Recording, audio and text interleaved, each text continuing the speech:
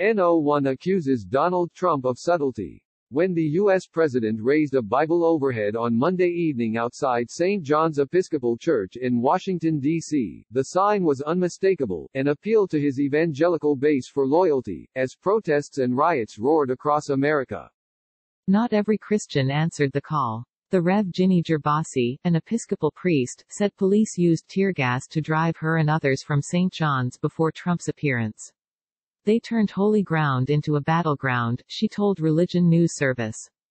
But many of Trump's evangelical supporters, far from Washington's political stage, saw the move as a victory in a world rife with evil. My whole family was flabbergasted, said Benjamin Horboy, 37. The Horboys had gathered in Tallahassee, Florida, to watch live as Trump walked from the White House to St. John's.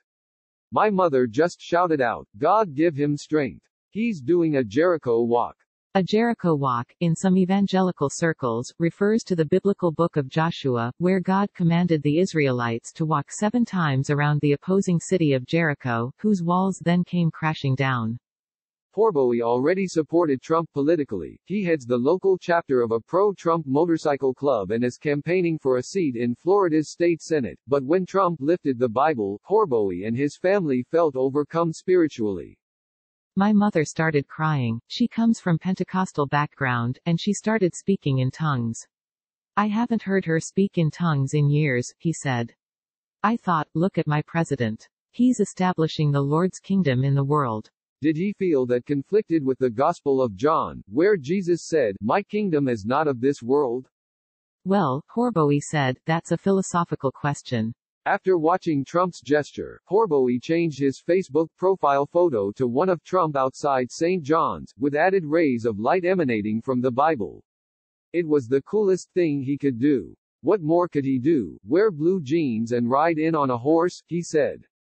The catalysts for the protests was the killing of 46-year-old George Floyd by Minneapolis police. Asked about that, Horboy said, there's a Bible verse that says we shouldn't talk about evil things.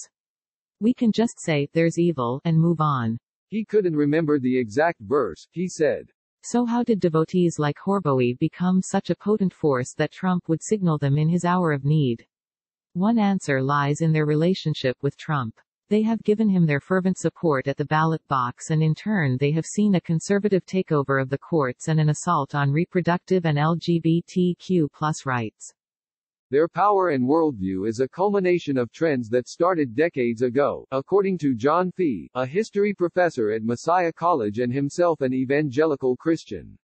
It's rooted in fear, he said.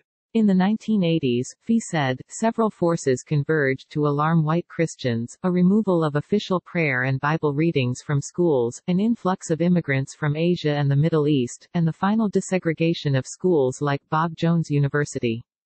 So came the emergence of the Christian right, Fee said. Figures like Jerry Falwell and James Dobson started wielding political influence in a new way, followed today by a new generation that includes Franklin Graham and the Dallas pastor Robert Jeffress, one of Trump's leading evangelical defenders. What seems to be missing in much of the coverage is that a group of protesters had tried to burn that church to the ground 24 hours earlier, Jeffress said. Jeffress sees no conflict between Trump's behavior and the Bible he held up Monday evening. You mean, does he pretend to be perfectly pious? He said. No. Fee calls faith leaders like Jeffress court evangelicals. Trump has these people around him, Fee said. They're telling him, you need to get your evangelical base on board. People once concerned with piety, Fee said, now crave and exercise in pure political power, and the Bible is not longer a spiritual weapon but an earthly one. When Trump describes himself as a law and order president and holds aloft a Bible, he conflates which law he will enforce, and whose order will follow. In a short speech before the walk to St. John's, Trump said he would dominate the streets.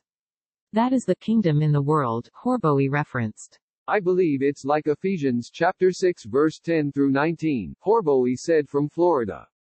I believe this is a president who wears the full armor of God. But one of those verses, verse 12, says explicitly that we do not wrestle against flesh and blood, but against spiritual enemies. Well, Horboy said, he's fearless.